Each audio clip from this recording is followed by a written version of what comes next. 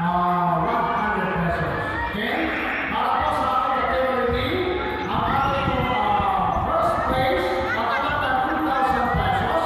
Ang ating second place, 1,500. Third place, 1,000. And consolation prize, 200 pesos. Yan na rin ha. And of course, ang ating category C, ito yung mga nito, may edad na. First place, bago na nagtatong, dito.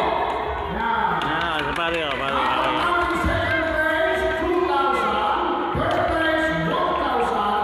And consolation prize, 300 pesos. Okay ba?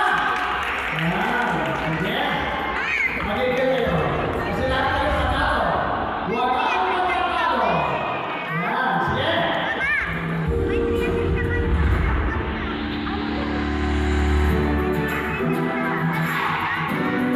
Alright. Habang naghihintay po tayo, ito na po ang ating mga sponsors.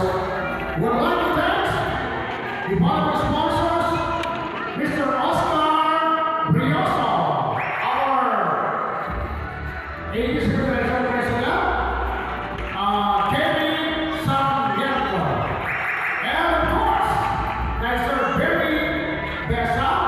Thank you so much. Kay Miss May Motel. And of course, kay Miss Glenda Vianela. Thank you so much. Mr. Adrian Abuay. And of course, Mayor Attorney Noel Rioso. Thank you so much. Thank you natin ang ating sponsor.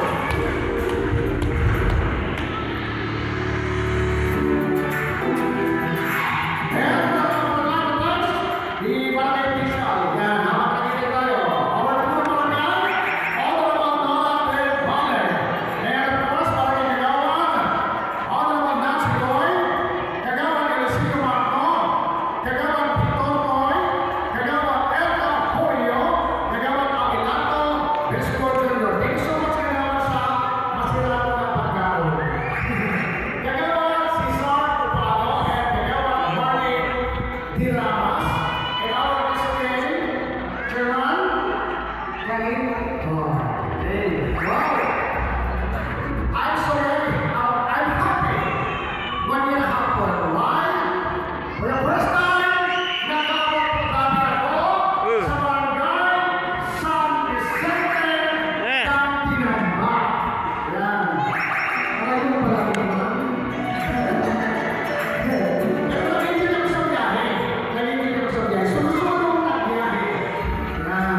From Irubatan, Alvar. Pero, para po sa mga naman dito, ako kami si Elvis Oliva, sa broadcaster, kan Radyo Bulagi. At po ako kami sa Radyo Bulagi. Ano po? And, dati po ako mga talent kan po Radyo Bulagi and Bigaspi. And after that,